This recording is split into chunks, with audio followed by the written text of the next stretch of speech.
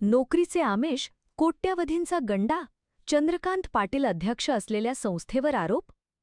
राज्यात शिक्षण व्यवस्थेला कीड लागल्याची परिस्थिती सर्वत्र पाहायला मिळत असतानाच राज्याचे उच्च व तंत्र शिक्षण मंत्री चंद्रकांत दादा पाटील अध्यक्ष असलेल्या कोल्हापुरातील स्वामी विवेकानंद शिक्षण संस्थेवर गंभीर आरोप करण्यात आले आहेत.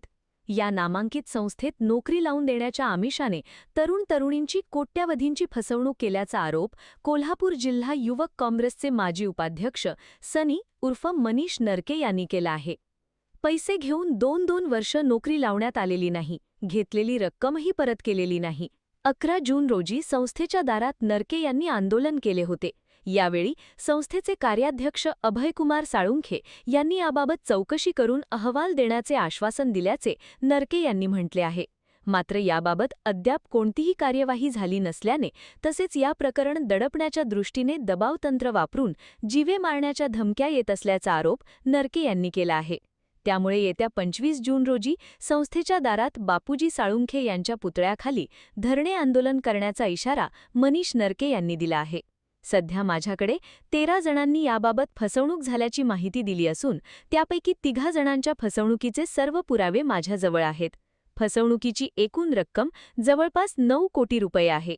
त्यामुळे हे सर्व पुरावे न्यायालयात सादर करून येत्या काळात मी पीडितांना न्याय मिळवून देण्यासाठी प्रयत्न करणार आहे, असेही त्यांनी स्पष्ट केले. कोल्हापूर जिल्ह्यातील जे स्वामी विवेकानंद शिक्षण संस्था ती जी महाराष्ट्रामध्ये नामांकित आहे, त्या कोल्हापूर जिल्ह्यामधील ताराबाई पार्क मधल्या स्वामी विवेकानंद शिक्षण संस्थेमध्ये गेली 2 वर्षामध्ये मोठ्या प्रमाणामध्ये भ्रष्टाचार झाला आणि त्याचे काही पुरावे माझ्याकडे मी घेऊन त्यांच्या संस्थेच्या दारामध्ये आंदोलन केलं 11 जून रोजी.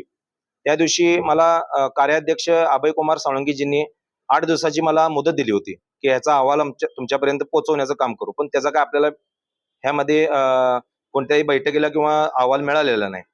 माझी एकच त्यांना विनंती आहे, ह्या जर भ्रष्टाचार झालेल्या म्हणजे ज्या लोकांचे पैसे घेतलेले आहेत त्या लोकांचे पैसे आपण परत करावेत, किंबहुना नाहीतर आम्ही 25 तारखेपासून परमपूज्य बापूजी साळुंखेंच्या पुतळ्यासमोर धरणे आंदोलनासाठी बसण्यासाठी मी तयार आहे.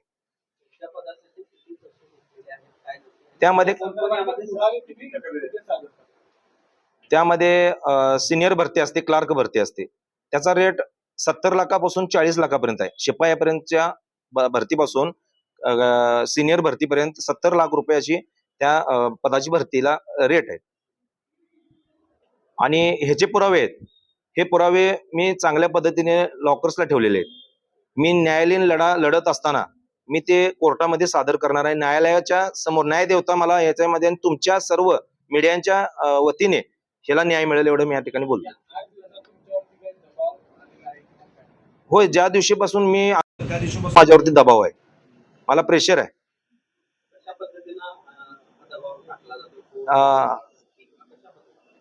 एक CR ची मला ऑफर दिलेली आहे. 1 CR तुम्हाला देतो, तुम्ही हे मागं घ्या. एकेकाने तरी तू कोल्हापूरमध्ये आलास तर तुझं पाय मोडून ठेवीन, तुला मारून टाकेन, अशा धमक्या आहेत. तुझी गाडी उडवून टाकेन, तुला जिवंत ठेवणार नाही, अशा धमक्या मला वारंवार येत आहे. नाही देणार नाही मी तक्रार, कारण की मी जनतेचं कुठंतरी चांगलं व्हावं म्हणून मी ह्यामध्ये उतरलेलो आहे. माझं बरं वाईट काय झालं तर मी त्यासाठी समर्थ आहे, पण ज्या वेळेला माझं बरं वाईट होईल त्यावेळेला श्रीराम साळुंखे व धनाजी देसाई ह्याला कारणीभूत असणार आहे, एवढंच मी या ठिकाणी बोलतो. 13 जणांची माझ्याकडे यादी आहे, त्यामधील 3 जणांची माझ्याकडे सगळे पुरावे वगैरे सगळे माझ्याकडे.